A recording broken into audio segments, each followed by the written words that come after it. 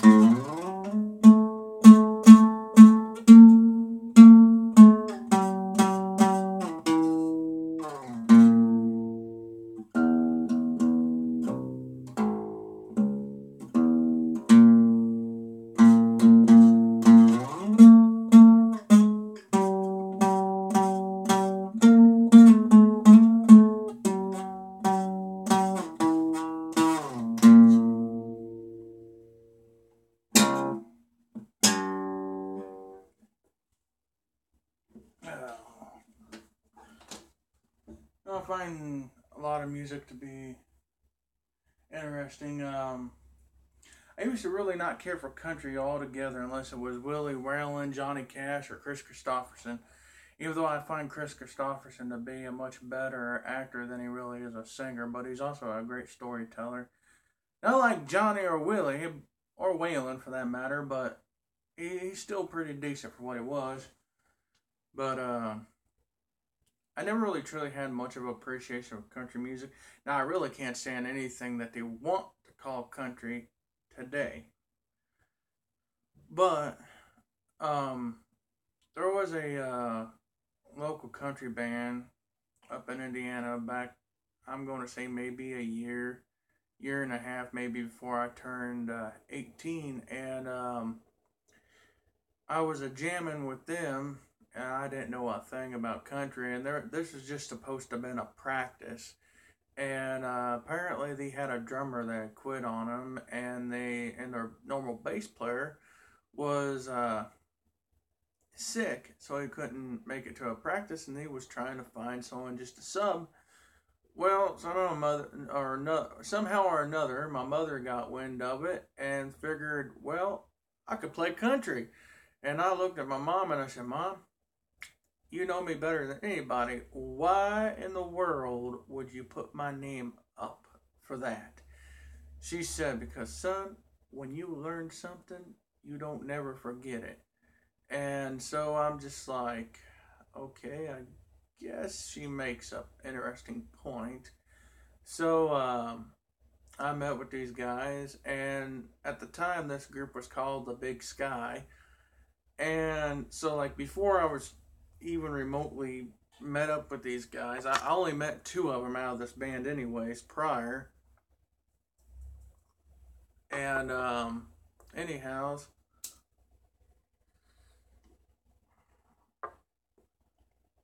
I up and took and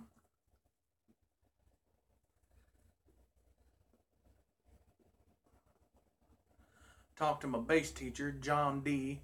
I won't say his whole name because for privacy reasons and everything, I don't know how he would feel about me talking about, saying his name, on a live social media or anything. But I'd call him John D. I said, look, man, I need to learn how to play any form of country music, on bass as quick as I can. So he taught me a few of, I guess, what he called a walking lick, more or less, and everything, and taught me the basics of it. He said, I got a video for you to borrow. He said it has a little segment in it about playing country music. He said, because since you got such a short time, I can't teach you everything myself. It's quick. He said, so just watch this video and play and play and play, because just about every one of these licks that you're going to hear and learn are going to be put in country music in some area or another, whether it's played upscale or down the scale. He said the licks almost don't never change. So I'm learning these licks, trying to make it look like I know what I'm doing, as which I didn't have a clue at what I was doing. And so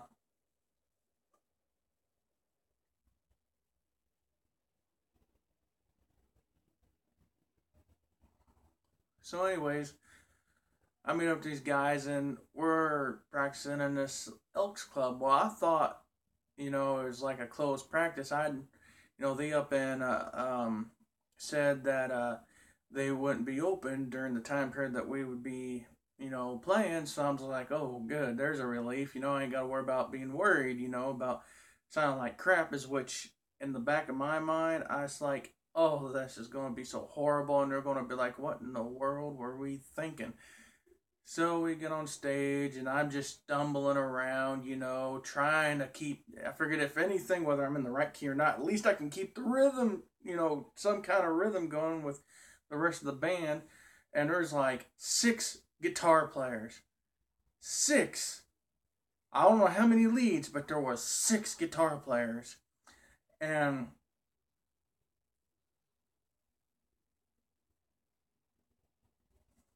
they played one song that I semi-knew, which was the song Elvira, which I like that song, especially when it gets to the part to where it's boom, boom, boom, boom, boom, boom, boom, boom, when it go on the chorus, when it go, Elvira.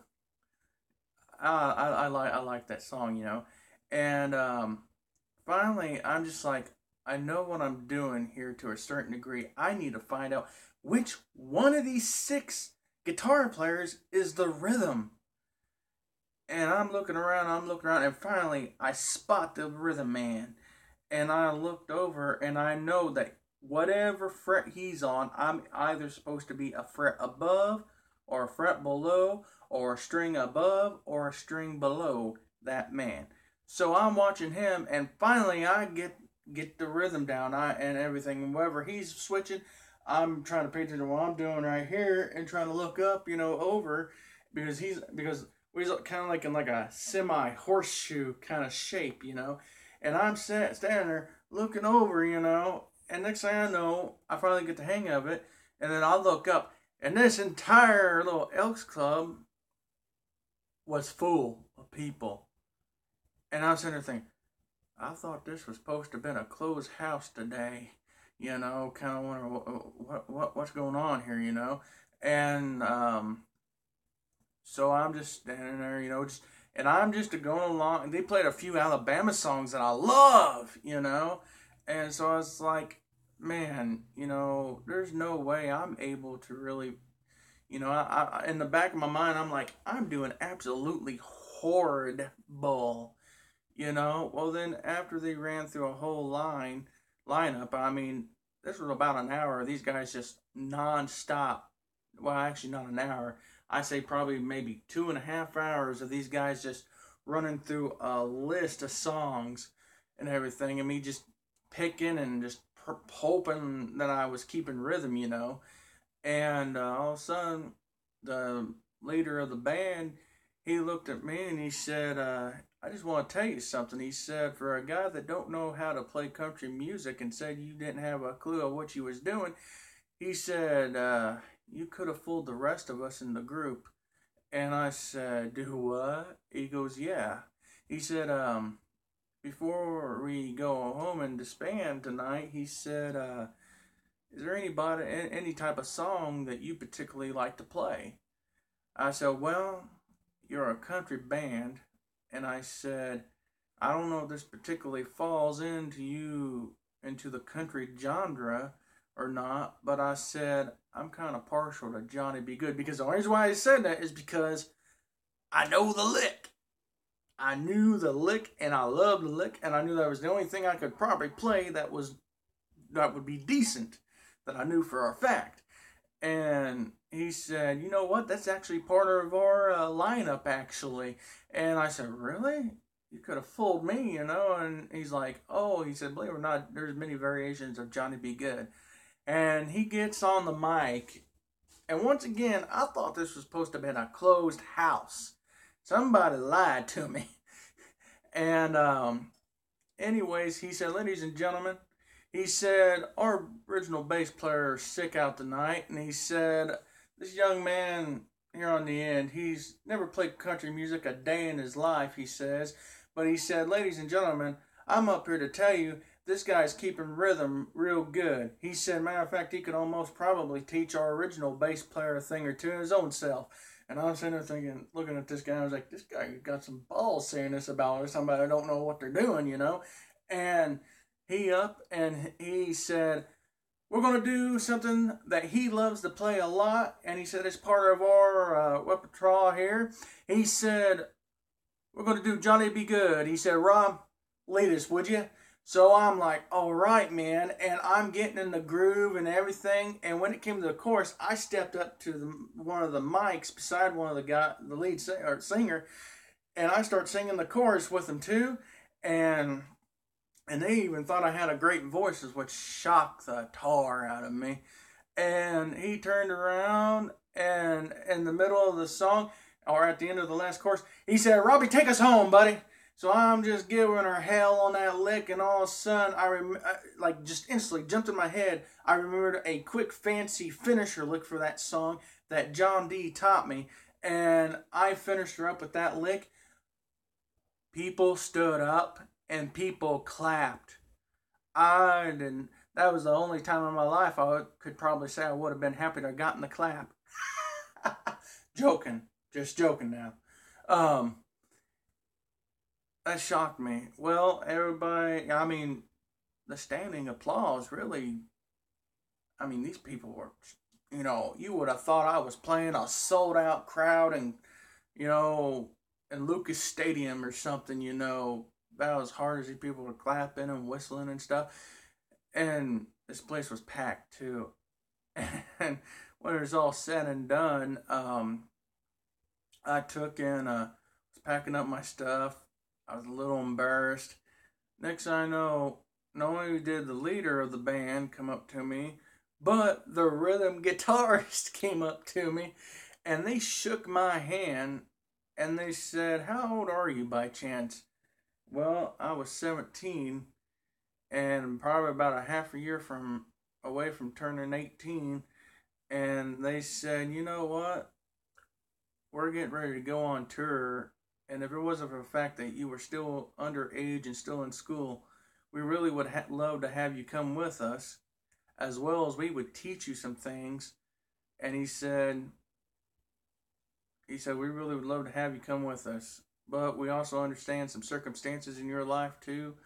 And they said, just keep on playing and don't give up.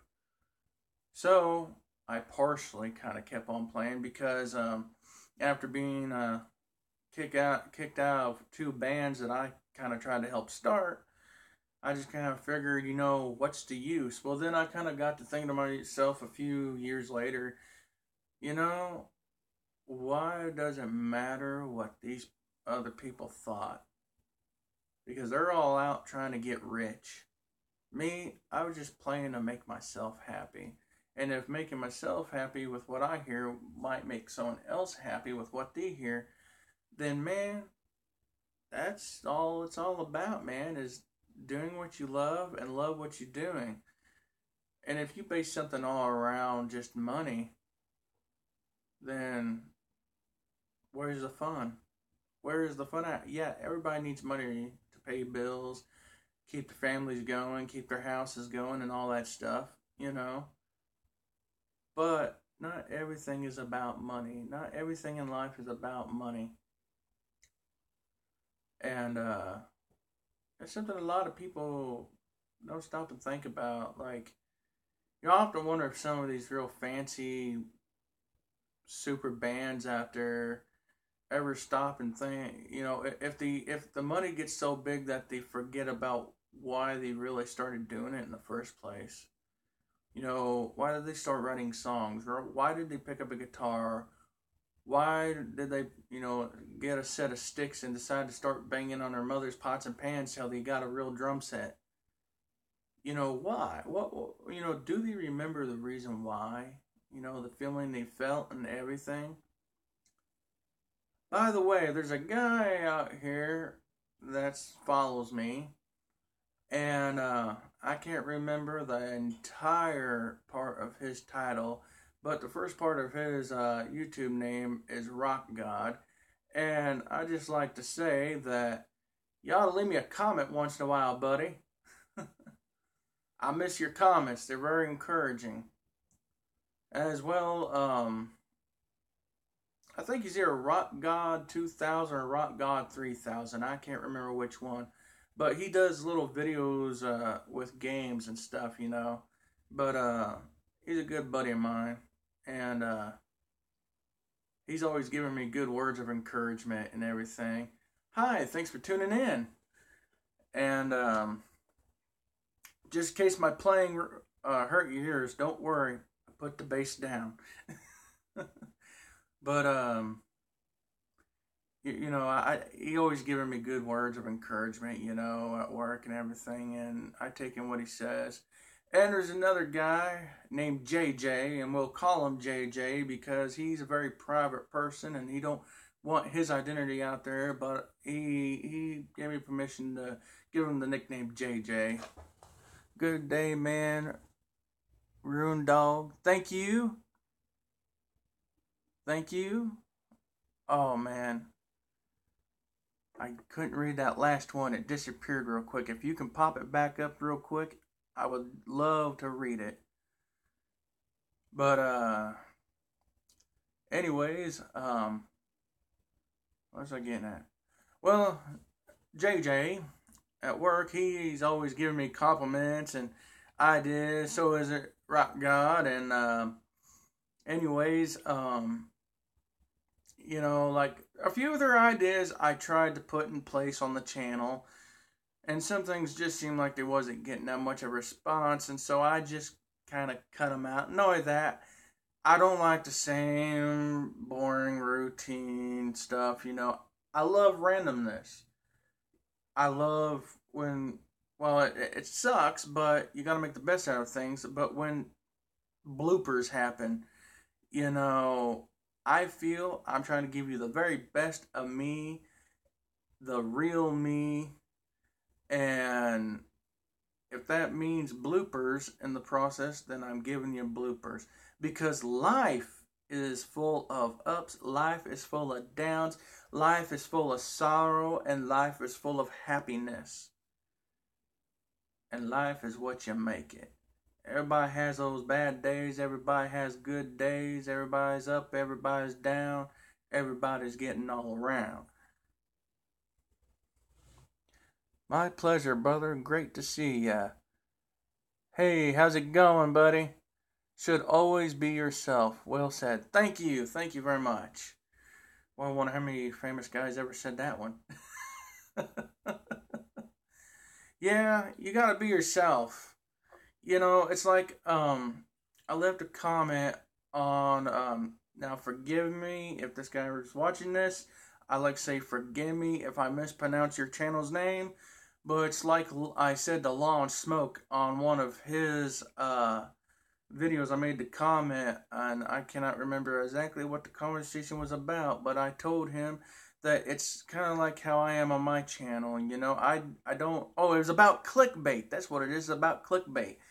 And I said, I said, I don't want to use any of that stuff because to me, I mean, everybody that wants to be successful and stuff, hey, more power to you, If you want to make YouTube channels to make money, power to you, buddy. But me, I'm just me. And I'm me for a reason because it's hard to be anybody else. But at the same time, it's also hard to be me, just the same as it's hard to be you. That's right. I'm talking to all of you out there, whether you're just part of the YTC or the YTPC. It's hard for all of us to be one another, and it's even harder for me to be me. And I said, and not only that, I said, I found that I've had more success just being myself and not trying to be a persona on the YouTube channel and be someone else out here in the world, Because I said the subscribers that are fans, I don't like calling people subscribers. I like saying fans. I said the fans that have subbed to me speak for themselves. That me being me is good. And next thing I know, he becomes a sub. And that is totally awesome. And once again, it speaks for itself. Everybody can try to pretend to be somebody they're not. And it happens all the time. And if that's what you got to do to make things work for you, I feel sorry for you when reality kicks you in the butt. Because when the reality kicks you in the butt, you're going to deflate worse than a jump house or a bounce house or whatever it's called. You know what I mean?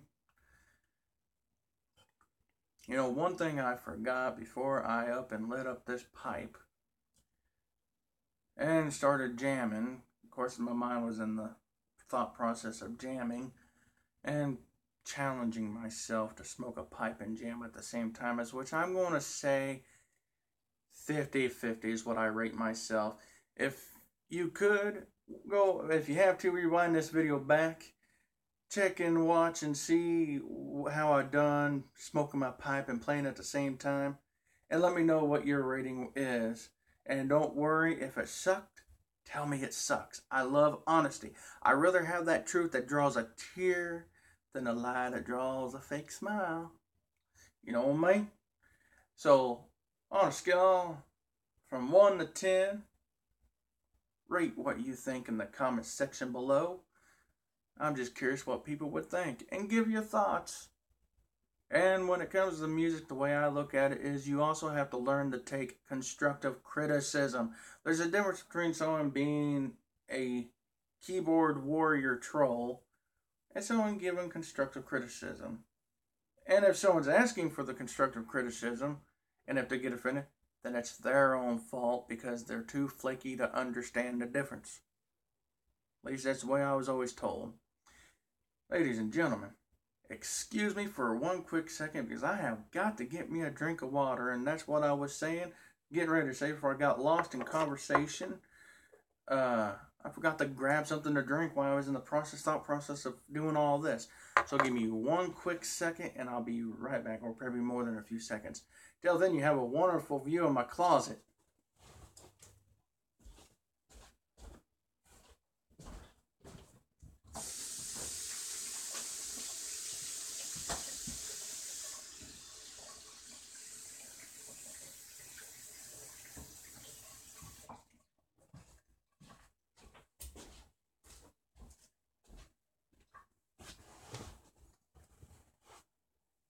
H2O, guys. It's good for you. I'm not one to be preaching this, but I just like to say, lay off the pop, lay off the coffee, drink a little bit more water. It's good for you.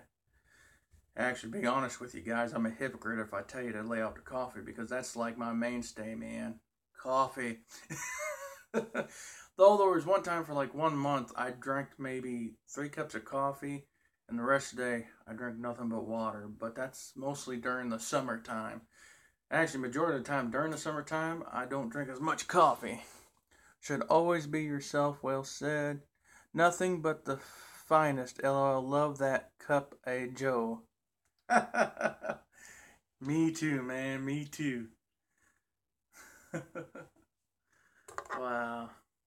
You know, I am so glad. I don't know if this is something that like YouTube does when you reach a certain point, or if this comes with all the new updates they do, or if like newer channels can now do this. I really ain't too for sure because I know like for like a good holy minute, like during the summertime or towards the end of summertime to midwinter, excuse me, YouTube was like going through a massive update thing, and it was like, you know, causing me not to be able to do certain things. And I'm just like, what the heck, you know? And all of a sudden, one day, things started working perfectly. And I noticed I had this live feed option. I'm like, whoa, where did this come from? This is totally awesome. Now I can get people live and up to the date me. Boy, I ain't stuck in myself, am I? Excuse me while I light up again.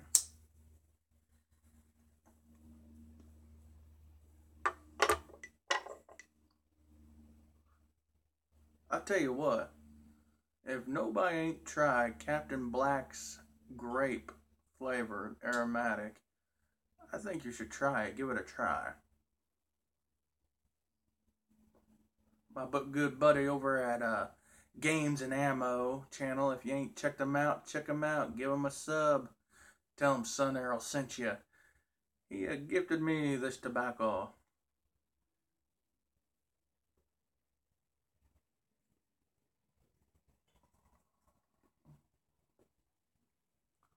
Value yourself, Voxer. Many of us YTPC users are on there.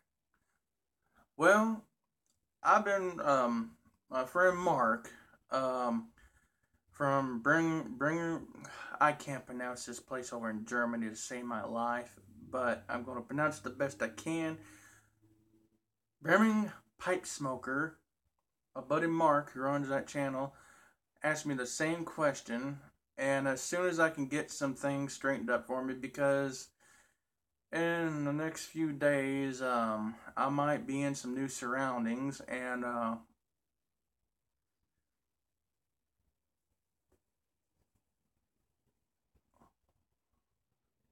yes, he is. Mark is the best. He is a good guy.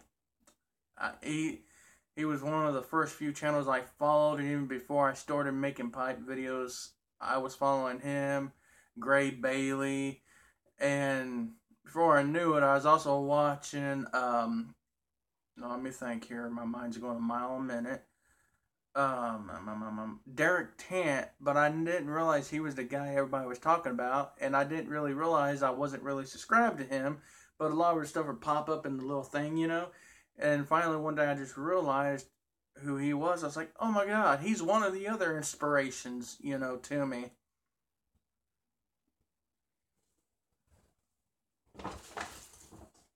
Matter of fact, speaking of Mark, he made this awesome tamper of mine and sent it to me, along with that one awesome other pipe I got. It's a cool tamper. Man makes those by hand.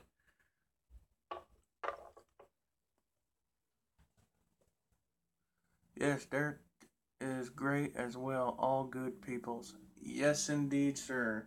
You know what? I just might actually be down to ash in this pipe. Give it one good tamp here. One good tamp. I may have tamped that too much, too. You know, that's one thing, too. Sometimes I get too involved in like the taste of a tobacco. I'm trying to taste more of it, you know, and then I don't realize I like smoke it too fast, and then you're really singeing your tobacco, you know. And I'm just like, oh. Or sometimes either I tamp too hard or I don't tamp enough. Oh, I'm still getting that down pat. I think once you get past that, I think it's all downhill. I think.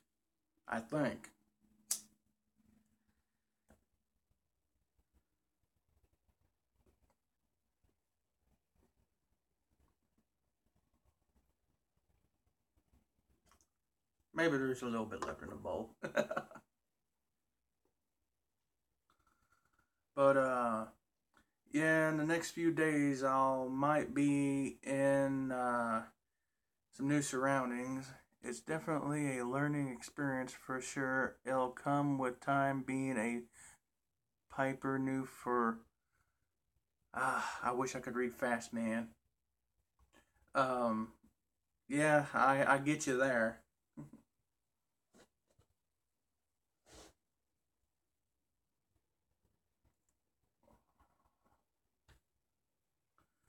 But I might be in some new surroundings and everything, and whenever I get around to a few things, getting a few things in line, and also getting a newer computer, I think I'm going to try to get that Voxer started because I've been asked that before. Um, exactly what is a Voxer? Because I'm kind of like, ain't for sure, exactly what Voxer really is. Any way you could give me a little feedback or a short term feedback about what it is? I mean, is it a form of social media or a form of communication more?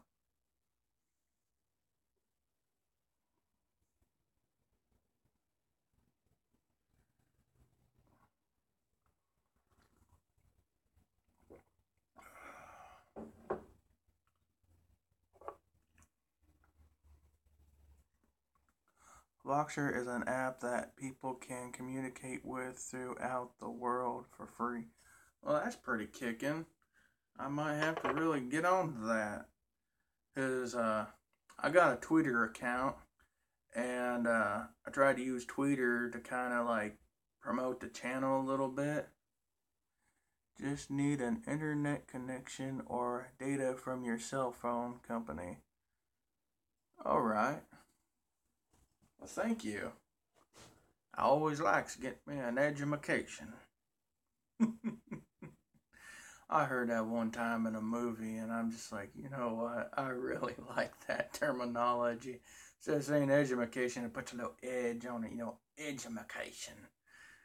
Oh boy, there's this dude at work. I don't know why this guy took an interest in talking to me. I mean, this dude is everything I'm about to say is possibly going to come out the wrong way, but like, there are some people that have talked to me that have found me interesting that I have found to be, shocking because sometimes from a distance, I watch people's demeanor, and this person out of the blue, came up and started talking to me, and everything. And in the back of my mind, I'm like, so is this one of those guys? Is like everything you say is gonna go back to his like little buddies and make fun of it, or what's this guy about, And he just started talking to me and everything, and he's what I call a real prep boy, and I don't know if that really is even right to say, but just somebody that I wouldn't think would take the time of day to take time out of their life to talk to me. You know what I mean? And I've only said maybe, "Hey, what's up?" Or like if they're because he works in a department at the store that I occasionally have to go and help customers out of and everything. Because during the summertime, he's a garden center associate. But anyhows, there's one day we was just goofing, talking, and I looked at him. I said, so going to college and everything? He's like, yeah, a little bit. And I was like, if I had the patience, I'd go to college and get me an education. And he looked at me, and I didn't think he was going to stop laughing. I mean, I tell you what, I was in there thinking, boy, if only I could be funny on purpose, I could make a living. Speaking of being funny on purpose, there is one comedian. Brother, I'm a doctor and I enjoy watching you do your videos. Great stuff. Hilarious. All right. Well, I'm glad. Matter of fact, I kind of bragged to a few people. It's like, you know what? I have two doctors that watch my channel. I said, here I am, an average no-name nobody, barely made it through high school, believe it or not, with dyslexia and all that stuff. And I have two doctors that watch my channel. And this dude's like, okay, so what's that matter? I said, means, my friend, that sometimes having real smarts and knowing how to do certain things don't mean nothing, because without the people skills, and once again goes back to being yourself. And I said, go back to being yourself. I said, will get you further than trying to be what Joe Blow down the street wants you to be, or how you think you have to be in order to get popular or do this or do that. Headache. I think it'd be more of a headache trying to be a persona than it would just me being me. Now, outside of that realm, now this is going to come out sounding probably creepy, and if it does, well, it's not meant to be, but it's just a perspective thing.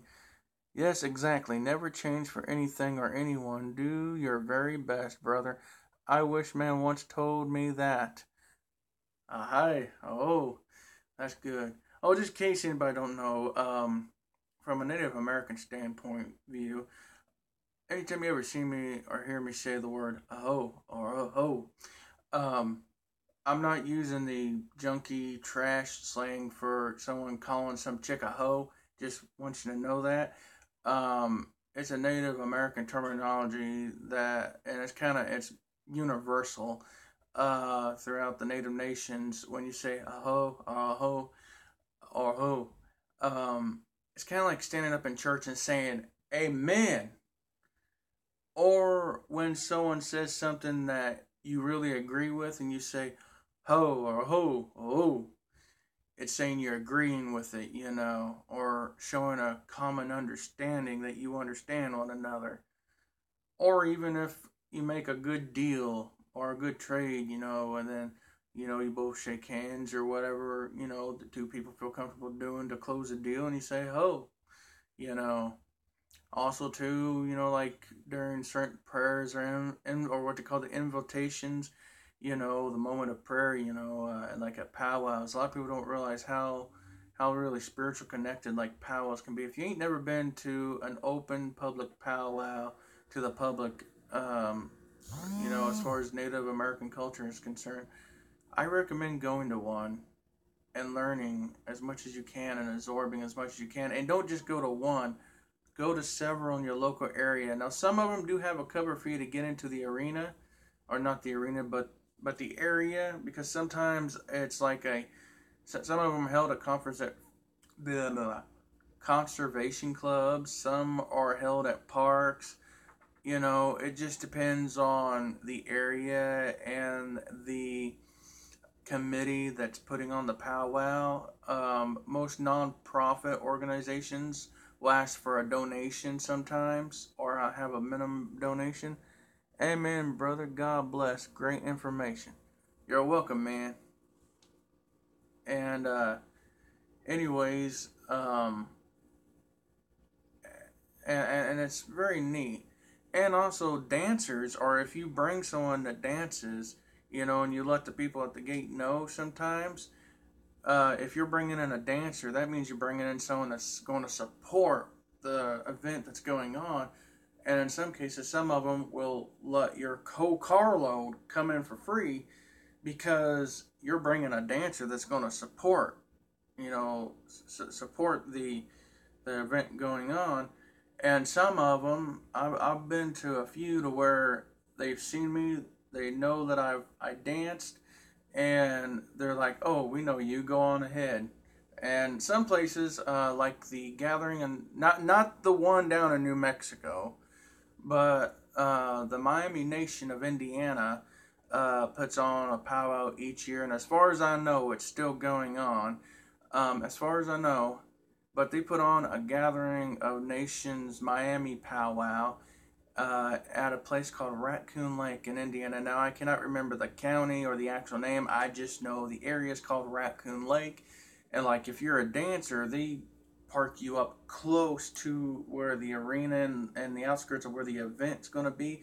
So you don't got that far to walk, which is cool. And if you're a spectator, they have arranged parking for spectators, but it's a beautiful area where they're at, and not only that, I like the Miami people. They're pretty cool people, and the Ojibwe Nation has found a place in my heart too, as well as me being part Cherokee and everything. Because anybody that's part Cherokee, that knows their stuff, I try to listen, try to pick up, a lot. I really wish in my heart of hearts that I knew an elder or somebody that could speak fluent Eastern dialect Cherokee, so that I can not only listen to them but learn the language. Because I can read a book all day long, but unless I'm hearing it, it's hard for me to pick it up. And then when you ain't got nobody to converse with in the language, it's twice as hard. Like one of my adopted uncles is an Anishinaabe, Ojibwe. I picked up a little bit of the Ojibwe language because I had someone to converse with a little bit, And there was a few times where he would talk to me only in Ojibwe or Anishinaabe, and I'd be sitting there, and he'd be like, "I told you what that meant. Now think about it for a second." And sometimes I'd be spot on, other times, but he'd want me to reply in the language, because when you're conversing in the language, when you physically say it, that's forcing your brain to have to think in that language. And when you can think in a language, then it's easier to speak in that language. When you understand the why certain terminology is based in that language in your mind, it's easier to roll off the tongue even. And for those of us that were born and speaking English, I've learned also, since I've, had took up knowledge in this. Very true. I used to be fluent in Spanish, but over the years lost most of it. I have a cousin, that's interesting. I have a cousin that used to do a lot of work with tin and aluminum, roofing and stuff, and construction work. And he worked mostly with a lot of Spanish people, and he actually had to, just so he could communicate, he started picking up from working with people that, certain work terminology in Spanish, so that he could communicate with the guys he was working with.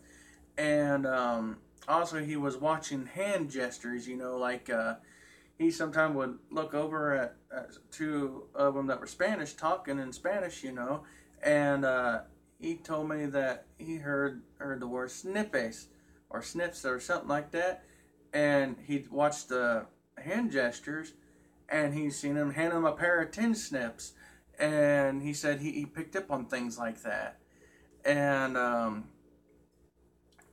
that's kind of cool, and one thing I learned in Ojibwe, and in some ways I don't know if I'm pronouncing each and every word right, because it's been a very long time since I've prayed in language that I learned a little bit. But there's a prayer that my adopted uncle taught me. It goes, if I remember it right, it goes, Ani migawe wabawen se abe naga chi migwich gichimanadu. Oh. And if I remember right, to what the translation is, it means Creator, thank you. Help me to see clearly so that I may see in that spirit way. Thank you, Creator. That's if I remember that right. There's also more to that, but that's the best I can remember to my terminology, and best I can remember to my memory's sake.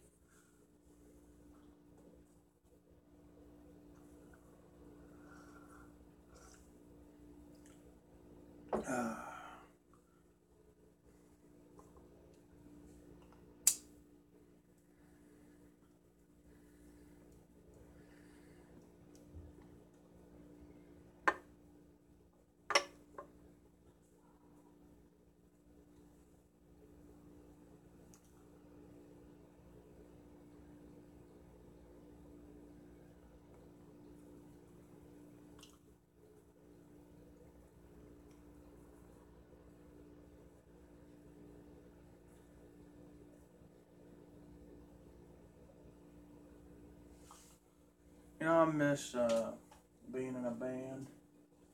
I miss jamming and everything. But I don't really miss people that are just only out to want to get rich quick. You know, I'd rather even just fall into a group of beginners, you know, they're just, you know, wanting to do it to be doing it.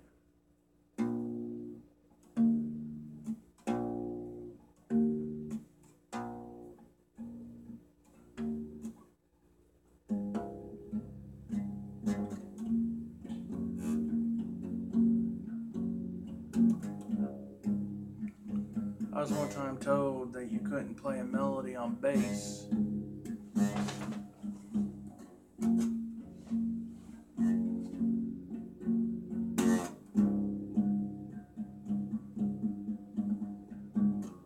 But I worked hard to try to figure out all the melody points. And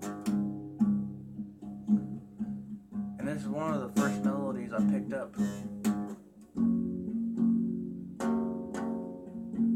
It's kind of simple. It's kind of sweet.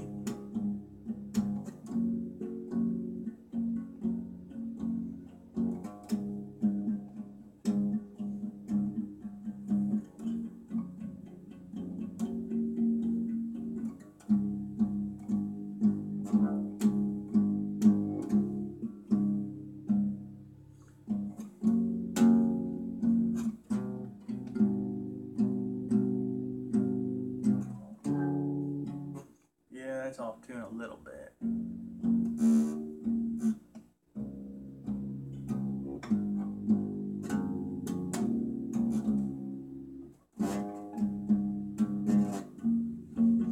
You know, sometimes the melody of a music, man, or the melody of a tone or a rhythm can kind of give you a good sense and idea of where someone's heart is, you know, where their spirit's at in life, or whenever something is sad, you know, you can tell by the rhythm of the music, you know. Or a ballad, man, someone just like putting their heart and soul out there, you know. When I was younger, wrote a song that was inspired by a preacher, and it wasn't a good way.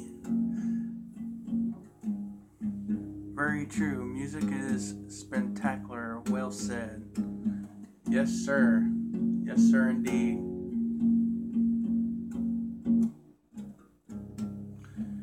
And anyways, the song was called "Just Say Boo," and there was a verse in the song that goes, every song has a heartbeat of the person that sings it, and it has a meaning to that person. And really, it was an outcry against a preacher that pretty much said that I was going to hell for playing rock and roll. Well, there's many people that can say rock and roll is going to send you to hell, rock and roll is the devil's music. Well, you know what's funny is they said the same thing about rhythm and blues. They even said the same thing about swing band music, believe it or not, and so forth and so on. And I chalk it all up to fear. Fear is ignorance, and through ignorance you find prejudice and racism, as which prejudice and racism are both ignorance in its purest form. And it is common human nature for us to either hate or kill that which we don't understand. And because of that, and because of ignorance, we forget to take time to know the other side of the story, what's really going on. And I was watching the thing. Now, I'm not a big fan of this artist, but I like some of his stuff. I wouldn't go out and buy an album of his, by no means. but he's a shock rocker that when I was growing up, I mean, this guy was doing things that was giving preachers something to preach about, I tell you that. And that's Marilyn Manson. And I was just like watching like a documentary on YouTube, about him a little bit. I guess his first interview since he fell off that scaffolding or whatever. And I would love to have the opportunity to sit down like this, like I am with you guys, sit down like this, and not talk to Marilyn Manson, the stage persona, but talk to Marilyn Manson, the man. Yeah, that's his stage name. I can't even remember what the guy's actual real name is. But I would love to just have a conversation with the man, because I think the man has a lot of wisdom. I think he does. And some of the things that, he went through as a child and everything, I find, I look at that and I think about the way things is, and, I think outside of the stage, outside of what he tries to put on, even when he's in front of camera doing an interview or whatever, I still say that's Marilyn Manson, the stage star. But I think it'd be cool to just sit down, hang out with that guy one-on-one, no camera in your face, but just sit down, hang out, and talk with the guy. I think it would be very interesting and a wonderful experience, And at the same time, too, I also kind of like how Blackie Lawless said it in an interview about the song KDF. And if you don't know what KDF is, just type in Wasp KDF on YouTube. You'll find out all about it. It's a bit of an obscenity song, but I like what Blackie says in an interview with him. And I can't remember that guitarist's name that saved my life right now. But, in one of the interviews that they was doing, Blackie Lawless said that we're just reflecting what's going on in the world out there. We're just reflecting it back. And when you stop to think about that, it's kind of like what a storyteller does, too. And it's no different. And like I said in a VR I made for somebody, I think it was my VR I made for L.A. Piper.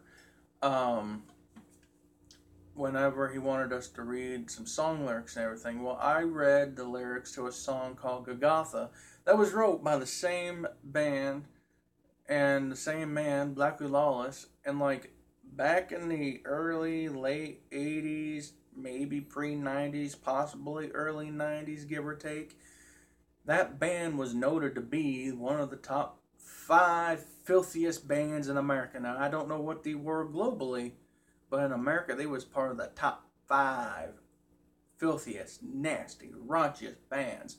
And then to read the lyrics that I read for that VR, it's kind of like a man, not only is it about someone that realizes that they've taken on way too much burden than what they should have, as well as a man that realized that they have lived a wicked life, and need to get right with God.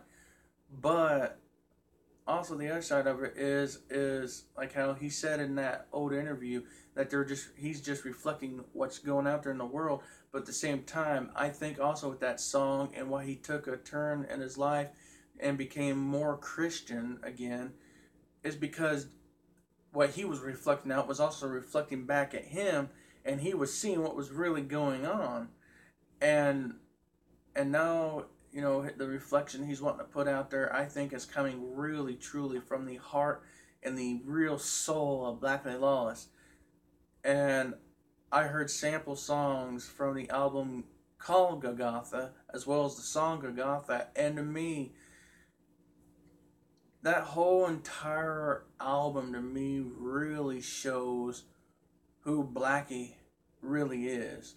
Shows me what Wasp really is on the inside, you know, as a band. Chris Holmes, that's the other guitarist's name, Chris Holmes.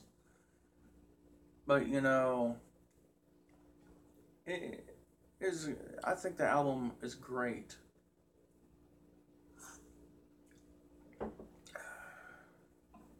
Well, everybody, I think I'm into an hour and something on this. And,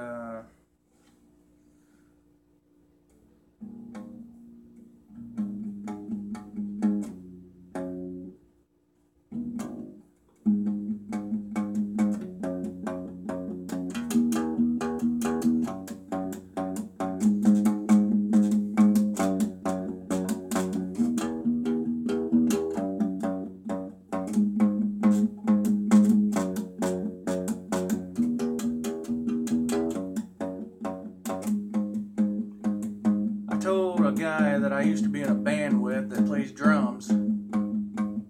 I told him, you know, it'd be cool if him and someone else I know and me could maybe get together, kind of like do like a little reunion amongst ourselves and do a live feed on it, on playing some of the old stuff that we kind of wrote, original stuff. And he's like, dude, I don't know what happened to all the original stuff. I don't have it no more. And I said, that's okay. It's in my heart.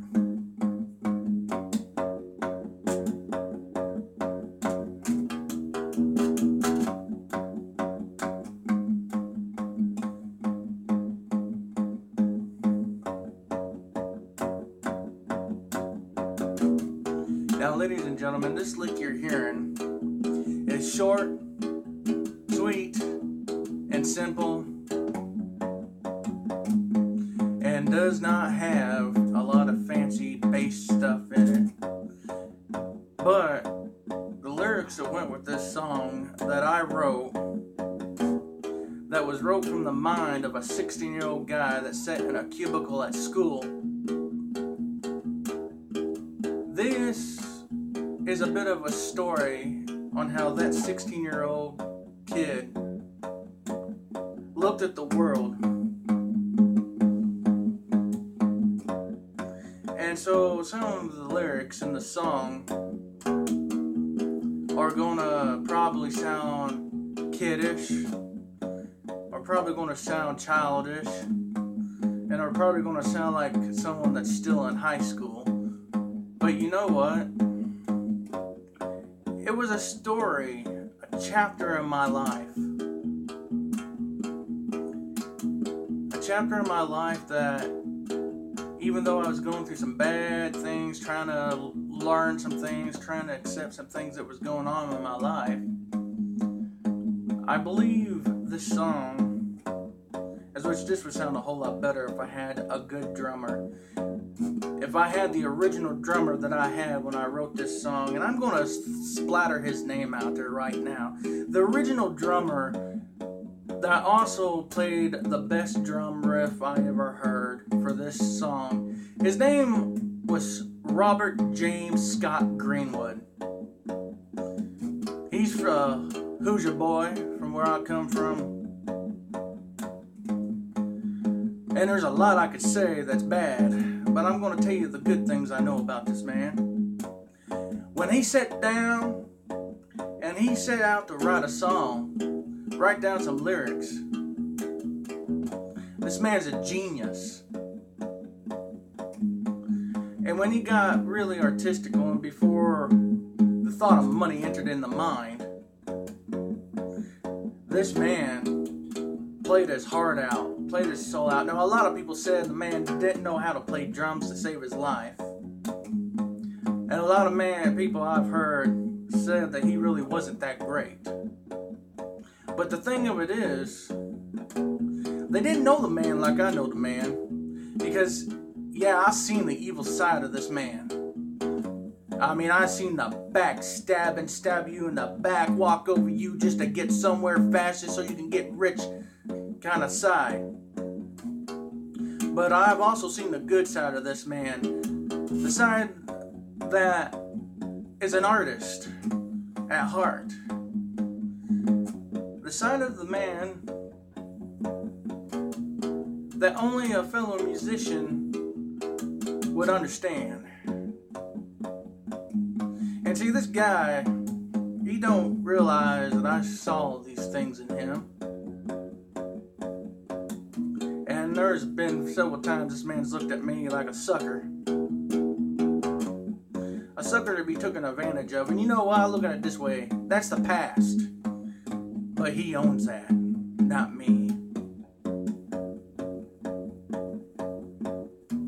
But me and him, I wrote this song in flow. We got to recording this song. And this song, I said, I just feel like I gotta do it, man. And I said, hey, let's record a track. Let's record this. And buddy, we was old school recording, buddy. Nothing but a good old tape track player. Old fashioned, well, I wouldn't say old fashioned, but a recording machine. And I laid down this rhythm. He had a solid rhythm going himself, a good backbeat. And I'll blurt the words. These words that was like my solid standing ground. It was like my flag, man. Kind of like how you seen in the Wasp album, in The Last Command. You know, you seen Blocky Lawless standing there on a hill with a flag. Or kind of like the one Ozzy album where he's standing there with a flag. Kind of too. You know, that this song was like that song to me when I wrote it. And the only thing I made sure that never changed during the whole rewriting of this song was the chorus line. And ladies and gentlemen, that was in the chorus, the words, just say boo.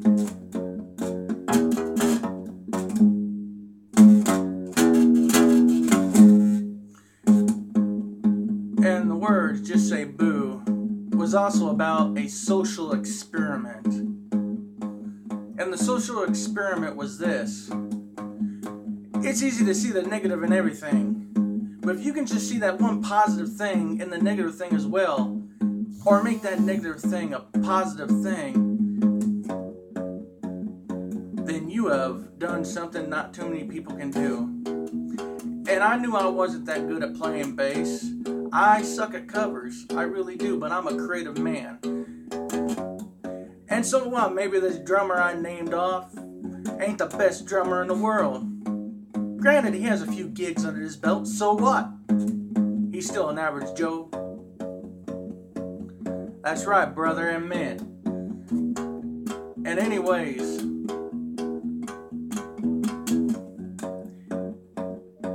when we wrote this song, man, he said, man, you came up with some powerful lyrics. He said, let me try to help you make some sense of these. So see, that was one of his jobs. Not only was he the drummer, but because I couldn't spell that well, it was easier for me to flow on a recording and then someone else go back and try to make sense of what I just said. And if I didn't like what was going on, then I changed a little bit things around or told him how I wanted it to be. But he had a way of making my nonsense come out being perfect sense.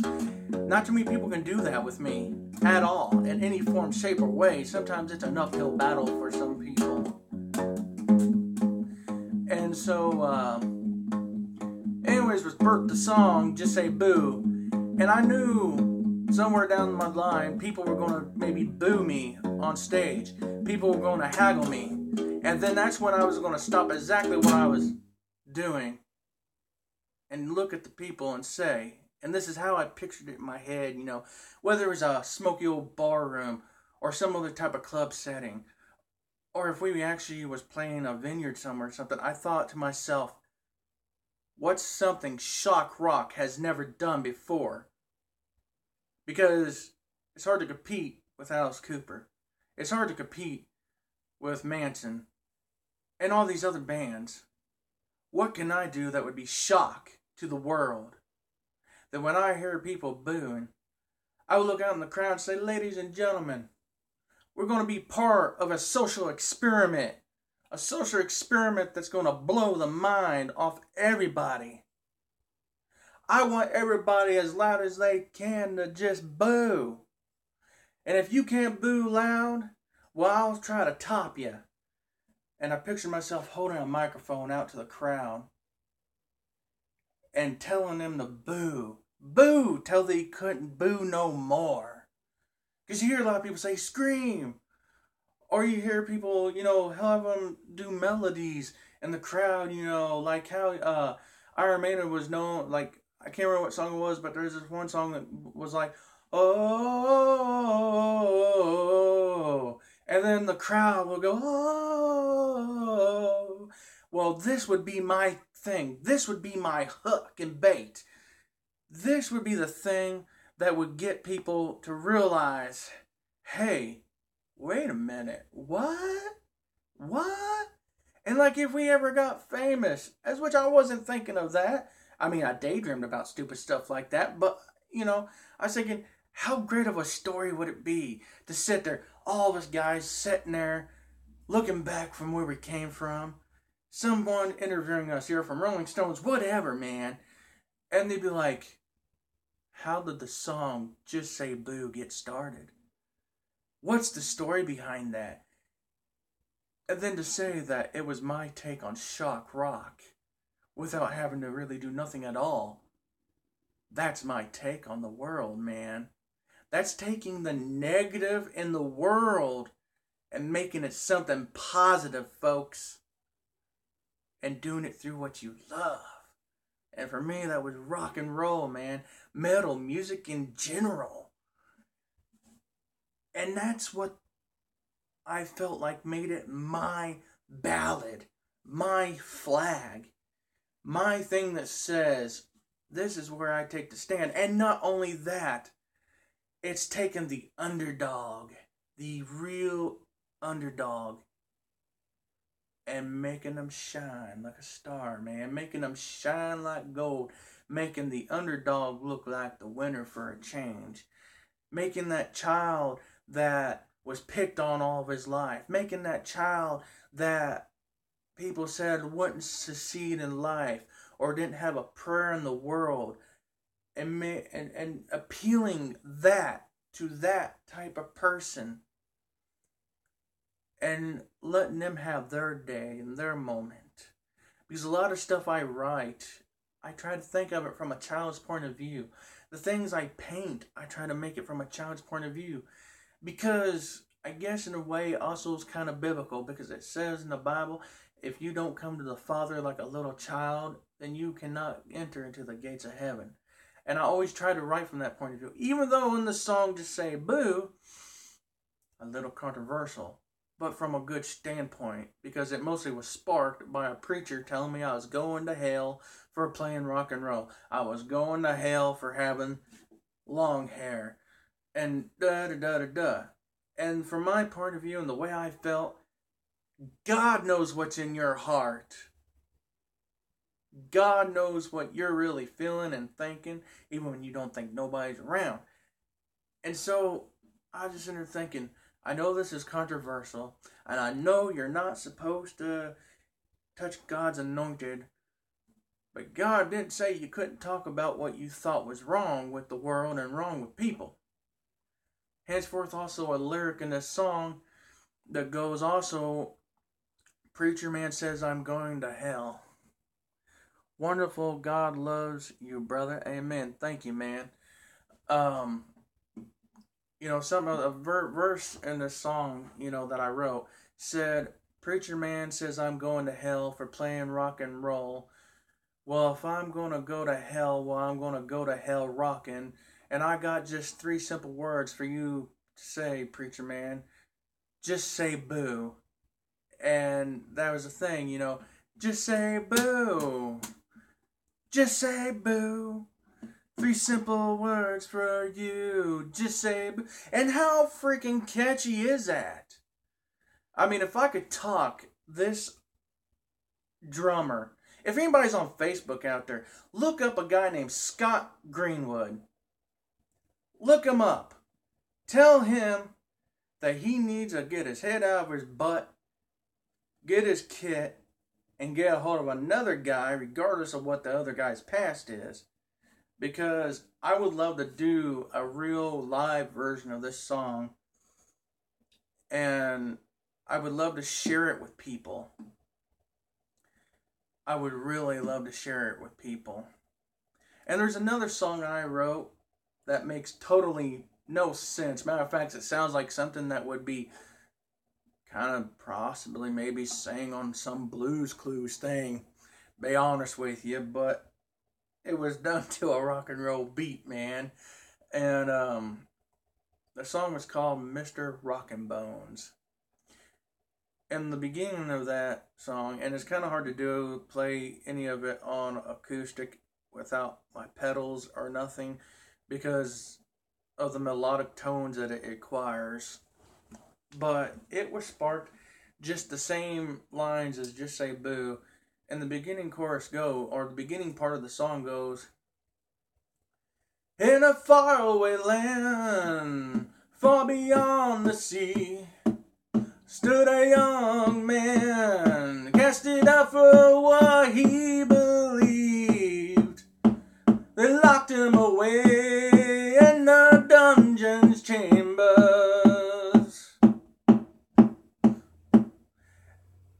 And someone asked me one time, because I was in the foster care system too, by the way, when some of this stuff was wrote. And everything, and I had to see a therapist, a psychiatrist, whatever, and I just figured it was another way for the state to make money. I have a ramble about that, by the way, on my channel, but anyways, this therapist asked me, that's some pretty powerful words that you said, and I'm sitting there thinking, okay, here's this shrink trying to tell me this. Which way is he going with this? What is he trying to get at? And how is he sickly going to try to twist what I'm meaning? And I said, what words? He goes, where did you come with the lyrics? In a faraway land, far beyond the sea, stood a young man, casted out for what he believed.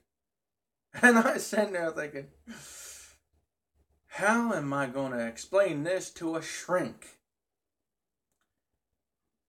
And I was 16. Both these songs were wrote when I was 16 years old. And I told him, I said, first of all, the words in the faraway land, far beyond the sea. I was thinking to myself, the imagination of a little child, and how the world is big, and how the world to a little child is almost infinite. And it goes on and on and on and on. And then I was thinking about how little we know about the sea and things that's on our own earth, really. And what if there's islands out there? Or what if there's a landmass that's so small or so hidden away somewhere that we've not discovered? What if the world is bigger than what we know? Now, I know there's a lot of people talking about flat Earth, and I know there's a lot of people saying, arguing whether Earth is flat, whether Earth is round. You know what? Frankly, I don't care one way or the other. I just know God had a plan, and that was what it was. And I was thinking, what if there's a place out there that nobody's never heard of? Nobody's never even thought about the language or what people would speak. And what if we see it in plain sight, and yet we never notice it? And the thing of it is, a lot of people think you got to hide something to keep it hidden. But history has shown, whether it's your secret societies hiding stuff in plain sight, or in word situating, or any of the other crap, How many things out there in the world are sitting right in front of us, and yet we're too blind to see? Now, I can also talk about that in a sense with an ex-girlfriend too, about a particular subject as well. But I won't venture in on that. But from those point of views, in a faraway land, far beyond the sea, that's my thought on that. And then the part of a young man casted out for what he believed. All my life, being a kid growing up and everything, I've been made fun of, talked down to, treated like I was nothing, even been taken advantage of a lot and have been taken advantage of a lot. And that was part of that 16-year-old kid I was, wanting to express it in a way that would not be hateful, but also express what's going on all the time in the world, and nobody's doing nothing about it. Nobody's shedding light on it. A lot of it in my life pertained to bullying and being bullied all the time, or being told that I had nothing but stupid ideas, or that I would be least likely to succeed at something, and everything else. Now, mind you, my biggest supporter has been my mother. Second to her, off and on, has been my sister. And I had an aunt. I still got an aunt that always tried to back me on a lot of things. But other than that, not too many people really understood me. I mean, I've had the fake people be like, yeah, I understand where you're coming from, or yeah, I know how you feel, but really, they're just out to gain something from me.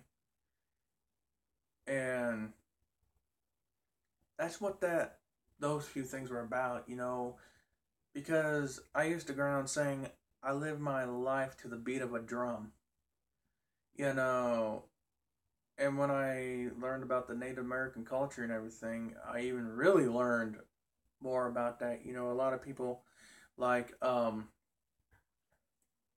I can't think of the singer right now to save my life, but, just a simple rhythm like this.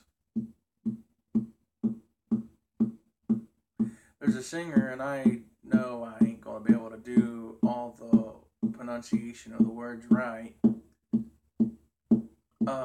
But there's a singer that, like, tapped on his guitar, and it started out, Anishanabe Marito, Owe Haya, Owe Haya, Owe, Wana, Santu, Santu, Owe Haya, Owe Haya, Owe. And then he would get into this rhythm, man, that was really awesome. And anyways, the song, I mean, he would be playing the rhythm, but then also the same rhythm of the song, would keep going, and he goes, and the song is called, Bill Miller is the name of the guy, of the singer, and the song's called Praise Us, and it goes, we praise you for the people, mountains and the trees, praise you for creation, visions and the dreams, visions and the dreams. Praise you for creation, mountains and the streams. Praise you for creation, visions and the dreams, for the visions and the dreams. Praise you for the children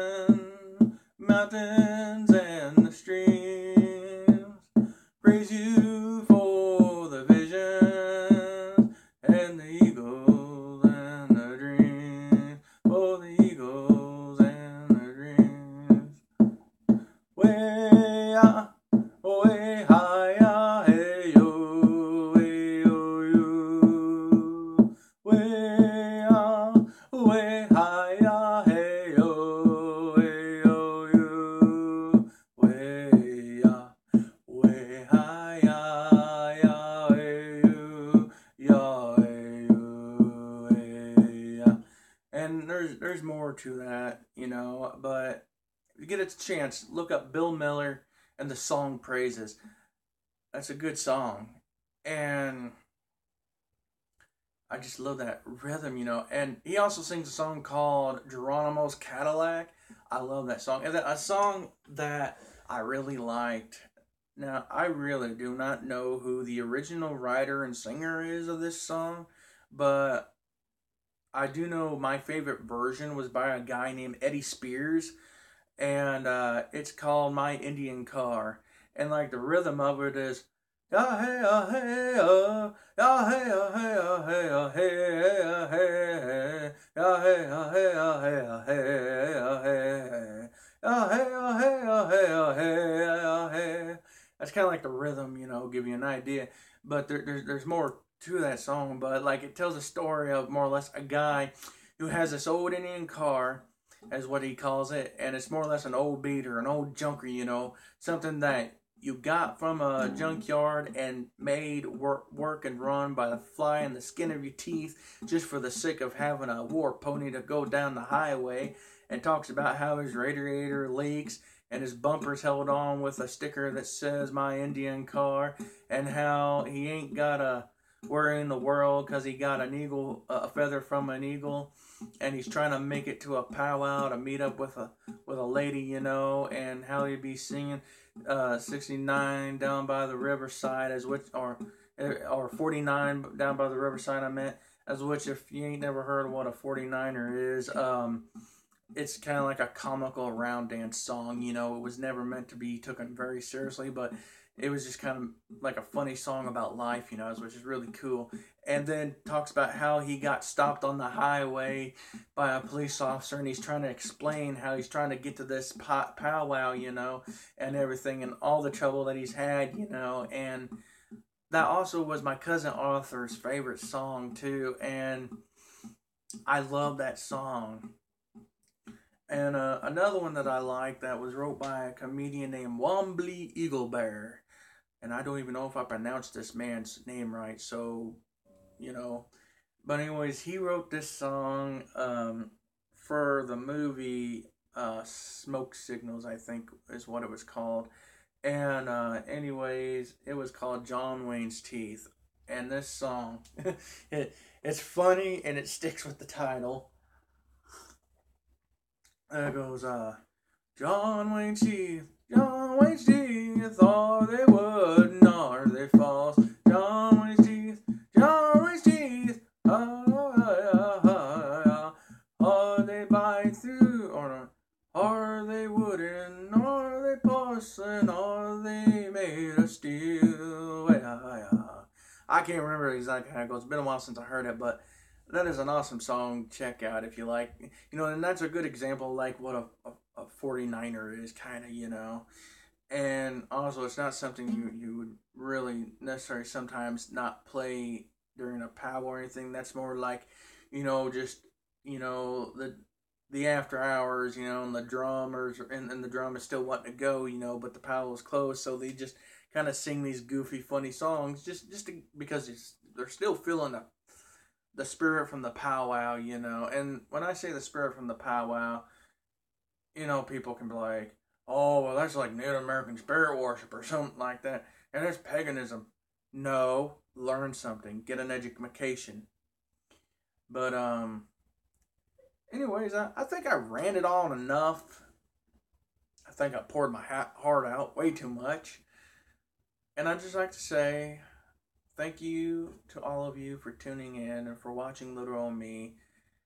Thank you all for taking time out of your lives to take the time to watch me. I also like to say, don't forget about my 50 sub giveaway. If you ain't seen the video, just go to 50 sub giveaway. And I celebrate the halfway mark because I was always told to be thankful for your little blessings. So if you ain't checked out the video, my 57 giveaway, go there and enter in. It's simple. You can either write the comments and below the questions I wanted, or you can either do a VR. Whichever one your heart desires, because I know that there's some people I know that follow me that are unable to do a VR. And also another reason why I'm giving away a painting is because I also know that there's a friend's grandchildren that watch my channel, and I want them to be able to participate too if they wanted to or chose to. Um, anyways, wherever you're at in this world, may you be blessed. And thank you for taking time out of your busy life to watch me. To all the fans, I love you. Because without the fans taking time out of your busy lives to watch me, I would just be talking to dead air. Now, granted, every YouTuber starts out talking to dead air. But when you bring that charisma and when you bring that energy that is solely you yourself and people see it, then people are going to say this guy is legit and follow you and sub to you. And that's also a bit of advice I have for anybody who is a new YouTuber or a new YTPC member just starting out. Don't try to be someone you're not. Just be you. And the people will come to you. And, no matter what, if you get a little discouraged, don't give up. I've been working at this for about a year and so many months. And I just now made it to like 70 some subscribers from when I done my 50 giveaway video. And at the same time, I'd like to also say for everybody out there, my thing is if you're looking only at subs or tell people that they're subs, in my opinion, that's the same as saying that they're just a number. And I don't know about anybody else, but I'm more than a number. I'm a human being. I'm somebody. And I'm not saying anything wrong or saying people that just refer to people as subs for their channel. Great message, brother. Cheers and good night. Cheers and good night to you too, man. Thanks for watching. And, me, I'm a human being. And like I said, I'm not knocking anybody that just calls the people that watch them subs or subscribers.